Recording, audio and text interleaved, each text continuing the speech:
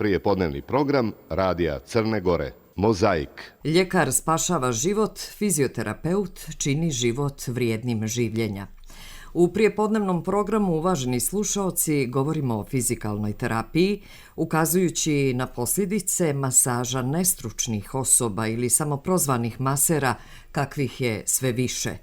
Pokazuju to i podaci na aplikaciji za prijavu nezadovoljnih klijenata ili pacijenata koja se nalazi na sajtu Komore fizioterapeuta Crne Gore, iz koje apeluju na građane da obrate pažnju kome se obraćaju za pomoć. Gost Mozaika je predsjednik Komore fizioterapeuta Crne Gore, Krsto Kovačević, kome želimo dobar dan. Dobar dan i vama, Tanja, i našim slušalcima. Dobrodošli u naš program uz želju da se prijatno osjećate u studiju Radija Crne Gore. Hvala, naravno vas da kad sam ja ovdje kod vas i u vašem društvu se jako prijatno osjećam. Hvala na tome. Molim. Pokret može zamijeniti mnoge lijekove, ali nijedan lijek nikada ne može da zamijeni pokret, glasi latinska poslovica, no ona se odnosi isključivo na djelatnost stručnih osoba, a školovani, licencirani fizioterapeuti u posljednje vrijeme često se susreću sa ljudima koji postaju pacijenti nakon posjeta nekim salonima masaže. O čemu je riječ? I još bih dodao ne samo i salonima masaže, nego raznoraznim kućnim varijantama i neadekvatnim prostorima u kojima određene osobe koje nemaju nikakvo zdravstveno obrazovanje, niti znanje, niti ikakav povod drugi, bez vjerojatno novac, da pružaju određene terapije građanima, odnosno osobama koje te terapije trebaju, i građani se opredjeljuju za takve usluge. Nažalost, nerijetko se dešava da građani poslije takvih, mogu da kažem uslovno, terapija, posjete fizioterapeuta, prethodno i ljekara i zatraže dodatno pomoć, a tada pomoć bude saniranje stečene posljedice, što nije bio primarni cilj posjete tog pacijenta, odnosno u potrazi za terapijom. I mi smo nekako da promijenimo svijest građana, napravili aplikaciju za prijavu zloupotreba fizioterapeutske djelatnosti i napravili dostupan spisak licenciranih fizioterapeuta na internet prezentaciji Komore fizioterapeuta Crne Gore. To ste učinili prije nekoliko mjeseci. Tako je. Ona je aktivna. I aplikacija dala rezultate. Apsolutno jeste, i mi imamo saradnju sa nadležnim državnim organima u tom cilju evidentiranja i sankcionisanja ovih nestručnih osoba koje se prikazuju da su fizioterapeuti, odnosno pružaju fizioterapeutske usluge, a nije su za to niti, kao što sam rekao, obrazovani, a nemaju, kao naravno što nemaju ni obrazovanje, nemaju nikakvu zakonsku mogućnost, odnosno ne mogu da ispune taj uslov da bi se bavili fizikalnom terapijom u našoj državi.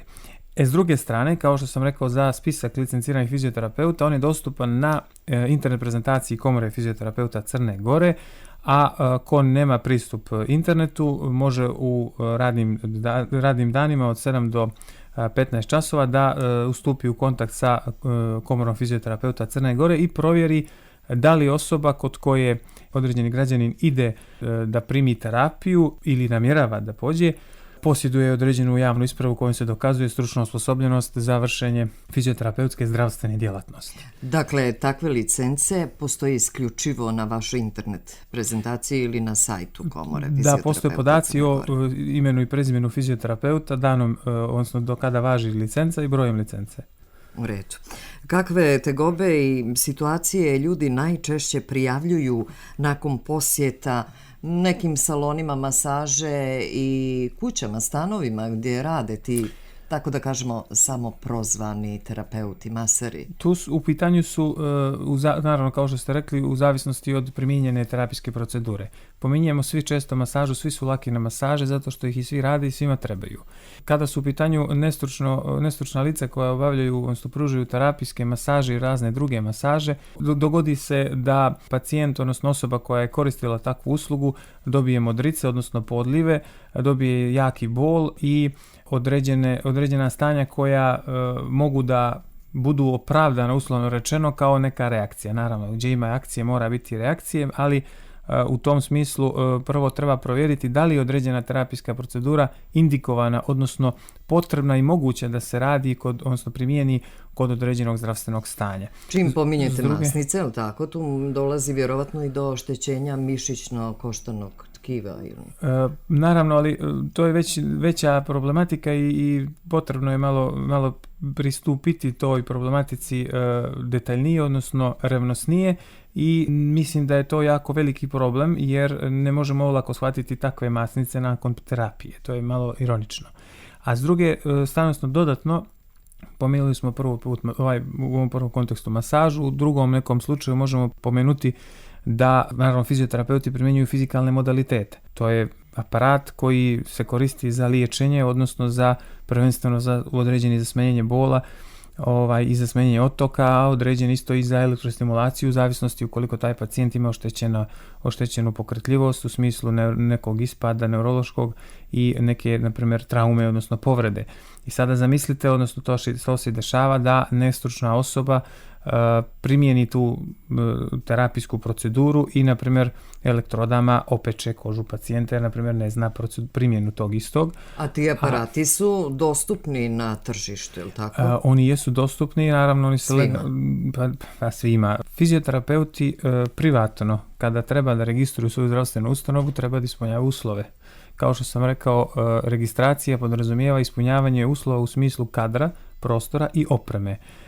Taj akt koji definiše, odnosno koji određuje šta je potrebno od ove tri sve stvari, donijelo je Ministarstvo zdravlja i kao takav je izuzetno primjenjiv sada u našem društvu i kolege u posljednje vrijeme u većem broju se prijavljuju, odnosno registruju za registraciju svoje privatne prakse u smislu zdravstvene ustanove za fizikalnu terapiju primarnog nivoa. Tako da to su neki, naravno, minimum uslovi za obavljanje fizikalnom terapijom. I ja sada koristim priliku da naše slušaoce, građane, pozovem da provjere da li osoba prvo ima licencu kod koje oni idu na terapiju, a zatim da li ta osoba posjeduje rješenje o ispunjenosti pomenutih uslova u smislu kadra, prostora i opreme koji izdaje Ministarstvo zdravlja.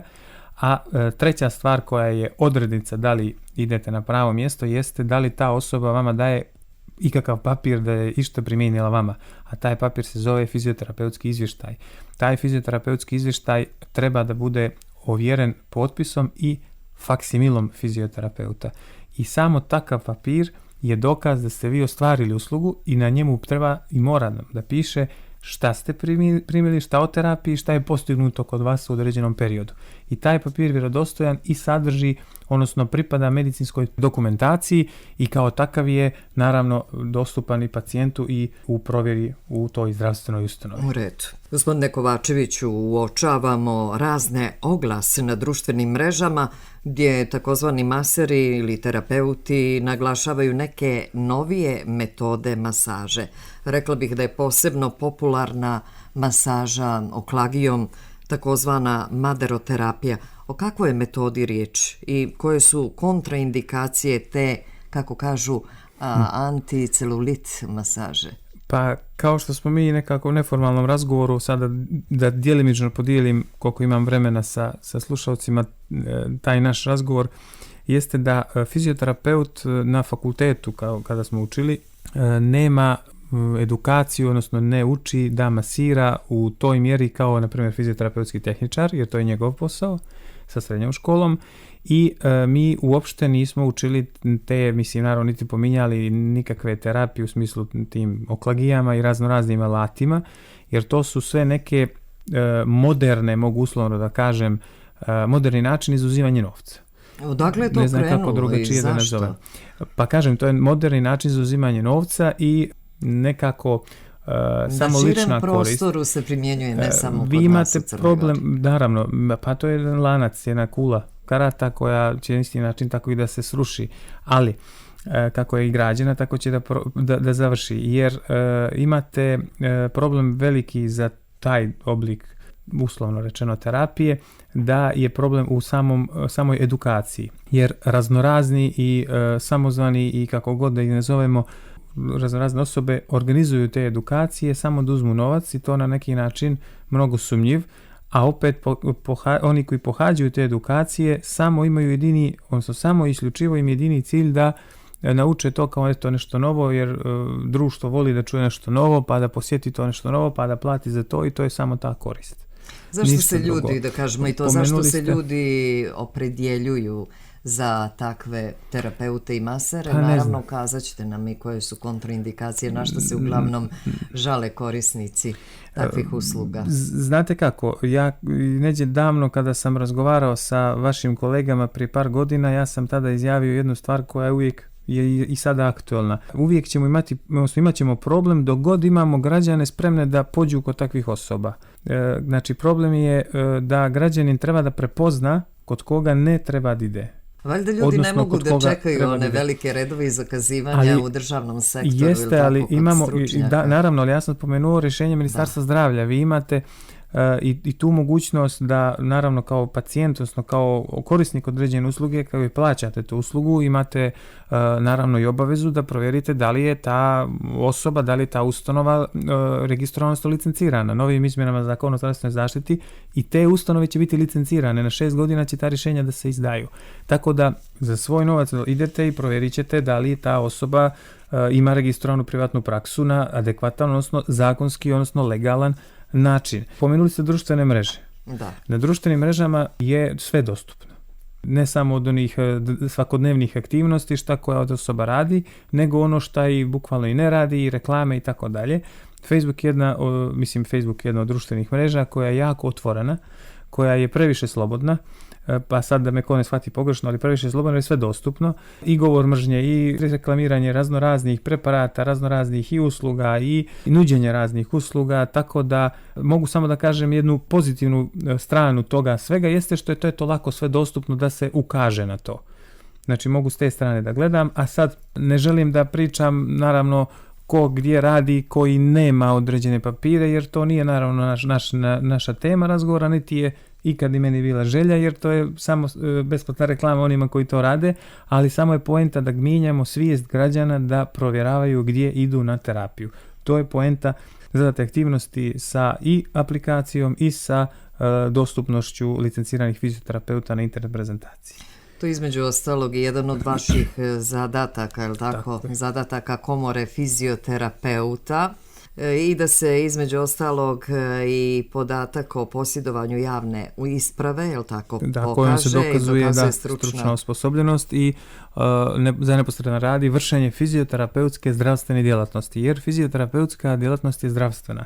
Mi pružamo usluge u smislu rehabilitacije, odnosno osposobljavanja građana, i to je u domenu poboljšavanja zdravstvenog stanja pacijenta. Fizioterapeut naravno ne radi samostalno, fizioterapeut radi u timu. Taj tim su svi drugi zdravstveni radnici. Znate kako, fizioterapeut je zdravstveni radnik isto i kao farmaceut, isto i kao ljekar, isto i kao stomatolog, isto kao medicinska sestra. To su sve zdravstveni radnici i ne bih nikog da podignem niti da spuštim u neki niži nivo. Svi smo mi na istom nivou. Pripadate Svjetskoj konfederaciji za fizioterapiju, imate podršku ili tako? Naravno, komora je naravno član Svjetske konfederacije za fizikalnu terapiju i tu je jedan novitet u izmjeni imena organizacije, jer mi smo u prošlogodišnjem skupu u Ženevi u maju, odnosno skupštini godišnjoj, donijeli odluku da se promijeni naziv organizacije, da neće više biti Svjetska konfederacija za fizikalnu terapiju, već će se taj naziv promijeniti krajem ove godine u Svjetska fizioterapija. Hoćemo kratko da kažemo u čemu se sastoji njena podrška, u kojim okolnostima? Podrška Svjetske konfederacije za fizikalnu terapiju se odnosi na prepoznatljivost fizioterapeuta u smislu u svakoj državi primjena sličnih, odnosno identičnih standarda i obrazovanja prvenstveno, a zatim i prakse, odnosno rada. Mi imamo u ovoj godini u maju mjesecu 15. i 16. maja naš 3. kongres fizioterapeuta Crne Gore sa međunarodnim učešćem, na kojem će biti gosti upravo predstavnici Svjetske konfederacije za fizikalnu terapiju. Ta 2 dana koja će trajati u Budvi neće se samo koristiti za upoređivanje rada sa drugim fizioterapeutima i drugim državama, već ćemo da čujemo i nešto novo, odnosno da obnovimo staro i steknemo novo znanje od strane kolega koji u svojim oblastima dugo godina rade, a opet uz podršku nekih i predstavljanja noviteta u fizikalnoj terapiji u svijetu od strane ove svjetske organizacije. Da, u svakom slučaju u osnovi je ona podrška u okolnostima kada su, kako kažete, pokreti funkcija organizma ugroženi procesom staranja, povredama i bolešću. Apsolutno. Podsjetimo, gospodine Kovačeviću, na neke podatke koju donosi stručna publikacija Fizioterapija hroničnog bola u leđima u skladu sa svjetskom temom prošle godine, doduše na dan fizikalne terapije. Vrlo su važni oni podaci koje ste tamo naveli. Da je 40% populacije bar jednom u životu doživjelo bol, odnosno nelagodnost u donjem dijelu leđa i to su sve neki podaci koji su, kao što ste rekli, dostupni u publikaciji i evo i poziv građanima da mogu da dobiju svoj besplatan primjerak, da nam se javi, dobit će svoj besplatan primjerak te publikacije koja je izdata povodom Svjetskog dana fizikalne terapije koji inače se slavi 8. septembra. Da. Tu ste naveli da je u razvijenim zemljama problem ljudi sa mišićno-koštanim sistemom do 80%. Tako jako je visok. Upravo ta istraživanja se naravno primjenjuju sa ciljem da ukažu na određenu problematiku, ali ne samo da ukažu, nego i da prepoznaju na koji način se taj problem može riješiti. Naravno, mi u Crnoj Gori imamo 8 magistara fizikalne terapije. Od tih 8, odnosno od nas 8, nas je 3 sada na 2. godini doktorskih studija Fakulteta zdravstvenih studija Univerziteta u Sarajevu i Bože zdravlje. Iduće godine će Crna Gora dobiti 3 doktora zdravstvenih nauka, 3 fizioterapeuta. Mi se trudimo da doprinesemo i nauci i struci na način da unaprijedimo određene podatke u određenim oblastima koje ćemo odrediti za našu doktorsku disertaciju, a plus da sa medicinskim fakultetom u skladu sa standardima, pomenuli smo Svjetske organizacije za edukaciju, na fakultetu, odnosno studijskom programu primjenja fizioterapije budu više uključeni fizioterapeuti sa doktorskim studijama i sa magistarskim studijama, da budu više uključeni u nastavi nego što je to sada slučaj. U redu. Ovo je prilika da nam kažete koji su najčešći problemi iz ove sfere kod nas. Pa sada, pomenuli smo mišićno-koštane, to se isto i kod nas, naravno, najčešći su problem mišićno-koštanog sistema, zatim ima dosta problema i kod djece. Čini se da su školska djeca sklona deformitetima i roditelji se žale. To spada u mišićno-koštane probleme i naravno da je nažalost i to problem i mi smo ukazali nadležnom Ministarstvu prosvjete i pronalazimo načine da nekako utičemo na pomenuto ministarstvo, odnosno na organ koji je regulatorno tijelo. Ali da pojasnimo zbog čega je reakcija, zbog teških ruksaka i naravno zbog neadekvatnih i klupa i stolica, to se zove naravno ergonomija, odnosno okruženje. Ergonomski nisu uslovi adekvatni u tom cilju i u smislu i kao što smo spomenuli teške torbe, odnosno neadekvatne previše teške torbe koja prelazi onih dozvoljenih, odnosno opredjeljujućih 10% od svoje tjelesne težine. Nekako sve sporo ide zato što su sigurno i problemi široko rasprostranjeni. Međutim, mi smo i u početku imali saradnju i sa udruženjem roditelja i sa drugim organizacijama koje se bave tom problematikom. Međutim, vjerujem da ćemo i nastaviti tu saradnju opet u cilju poboljšavanja uslova za djecu, jer djeca su budućnost. Mi smo uvijek o tome pričali kada smo bili u prilici, vi i ja i sa vašim koleginicama, odnosno i kolegama. Međutim, veliki je problem opet i tu je svijest u pitanju.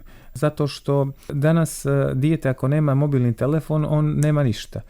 Dijete u našem dobu i ja nisam, nedavno kad sam bio dijete, djeca smo svi nečija, ali kad sam bio dijete, nekako je drugačije bilo, to nije tako davno. Imali smo igranje igranje iza zgrade, nije smo imali mobilne telefone u ovolikoj mjeri, tada su tek do duše i počeli. Slobodno vrijeme smo provodili u Slobodno dvorištima, vrijeme danas se djeca provodilo nemaju mnogo ni drugačije. dvorišta. Danas vam dan vrlo kratko traje, ne možete uslovno rečeno da se organizujete na način kakav bi trebali i svi neđe žure. Ja sam to isto primijetio, to vjerojatno i ostali učesnici u saobraćaju jesu.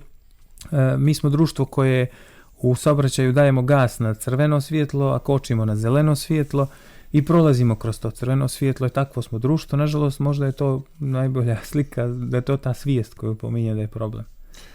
Malo je i pokreta, malo je fizičke aktivnosti, rekreacije premalo je pokreta. I podaci govore da je 80% djece i omladine ima određeni svijetu. Tako je, ima i problem onda sa posturom, jer vi kada dosta sjedite, kada previše sjedite, kada nemate tu zdravu naviku da ste pokretni, da imate veću fizičku aktivnost, da, na primjer, ako živite na drugom spratu u zgradi, da vi ne treba da koristite lift, dajem primjer drugu. Ako živite na višim spratovima, svaki u drugi dan nekako povećavate taj vašu dužinu, odnosno vaše opterećenje tog izlaska u stepenice, jer ako nam se pokvari lift, odnosno ima neku grešku, mi ne možemo da se spustimo, niti da se popnemo u zgradu. I takav imamo neki... više da boravimo u prirodi, ili tako? To je naravno obavezno. Da, ne zaboravimo na onu se družimo sa prirodom. Da, u zdravom tijelu, zdrav duh. Uvijek. Mnogo vam hvala na gostovanju u Mozaiku Radija Crna Hvala Gora. vama na pozivu i uvijek se lijepo, kao ponavljam, osjećam u vašem društvu, vašim emisijama i uopšte u Radiju Crne Gore. Raduje nas to. Poštovani slušalci, gost Mozaika bio je predsjednik Komore fizioterapeuta Crne Gore, Krsto Kovačević.